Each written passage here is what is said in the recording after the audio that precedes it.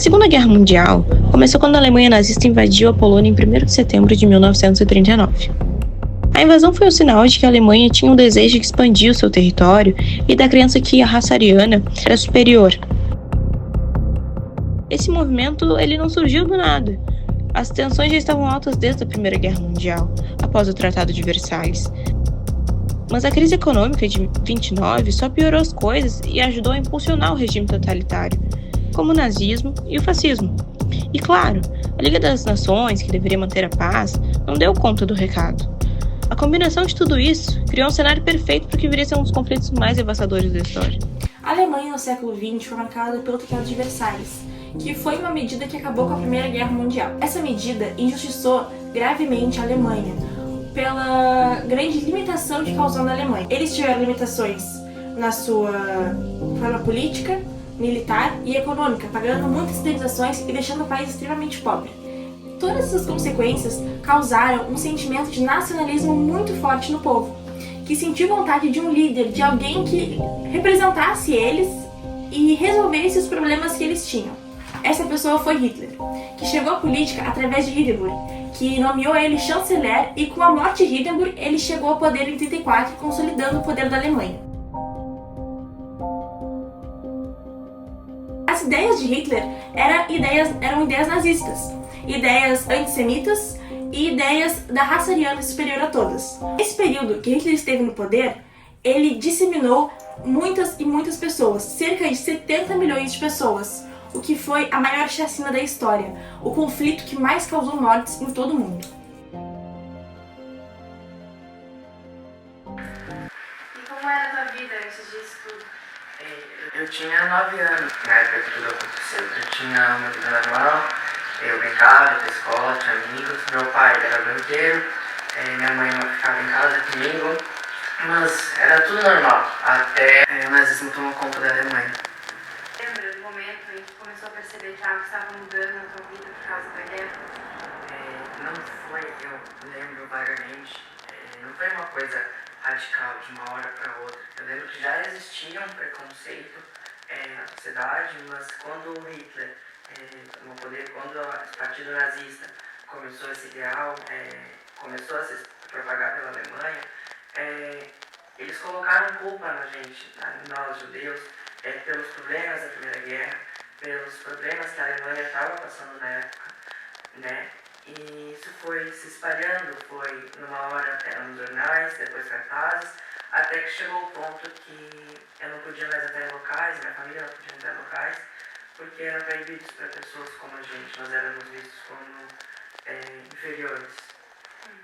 E ainda tem alguma memória, alguma cena que ficou na tua cabeça, que não tirou por nada? Eu acho que quando pegaram meu pai, levaram ele para um campo de concentração, para Auschwitz. Eu e a minha mãe, ela conseguiu que a gente fugisse quando foram pegar ele, mas eu ainda lembro dos gritos, da briga, da violência.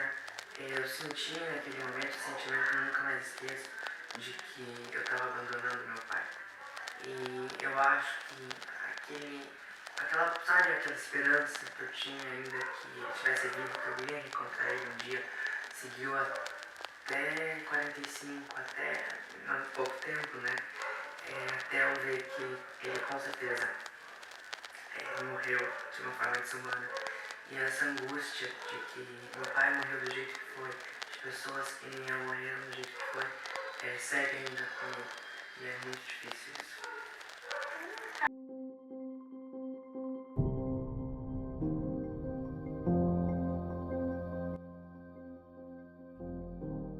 Meu nome é Hannah Miller, eu tenho 58 anos e eu sou filha de um ex-soldado nazista que lutou na Segunda Guerra Mundial. Meu pai morreu durante a Segunda Guerra brutalmente.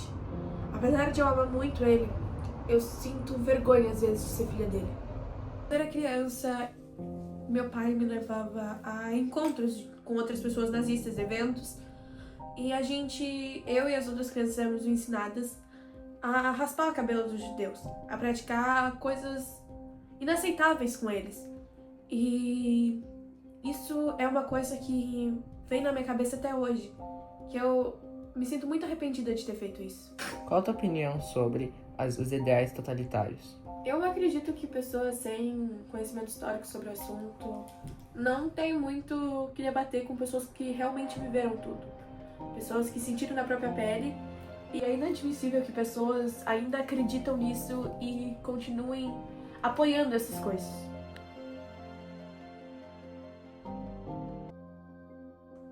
Meu nome é Sabrina Martim, eu tenho 42 anos e eu fui convidada para ler os relatos familiares sobre a Segunda Guerra Mundial. Quando eu perguntava para minha mãe se ela sentia falta do meu avô, ela falava que ser filha de soldado nunca foi motivo de coragem, que ela sempre desejou que ele voltasse para casa, ensinasse a andar de bicicleta, que a colocasse para dormir mais uma vez, que não existia coragem que a fizesse pensar diferente. Se as pessoas se colocassem no lugar dela, quando era criança, todos iam desejar que ele estivesse ali de volta. Não era egoísta pensar assim. Em uma das partes do diário da minha mãe, ela diz que é egoísta pensar que eu queria meu pai enquanto existiam pessoas que precisavam da bravura dele. Mas depois que ele foi embora, a saudade crescia. E abrir a boca para falar era como engolir as palavras, porque ele não estava mais ali para ouvir. Quando ele foi para a guerra, ela não fazia ideia do que isso significava. Ela se lembra de abraçar, de escutar as promessas que ele iria voltar, mas ele nunca voltou. Depois daquele dia, o elo da família foi destruído. Semanas depois, quando o telegrama chegou, junto a uma medalha, ela lembra que era simples e quase frio. A minha avó tentou esconder dos meus tios e da minha mãe, mas ela não conseguiu. Ela caiu no choro. E a carta, que começava com "lamentamos informar que", acabou com a expectativa de retorno. Ela sabia, e nós todos sabemos, que os efeitos para os judeus, para os ciganos, para os testemunhos de Jeová foram muito maiores. Mas como família, e a minha mãe como criança, ela entendia que o sofrimento dela era muito maior que o dos outros, ou que era realmente um castigo. Não há medalha ou título de herói que possa substituir a presença dele, mas ele se tornou um herói, tanto dentro ou fora de guerra. Quem é que usa cabelinho na testa e um bigodinho que parece mosca? Só cumprimenta levantando o braço. Palhaço!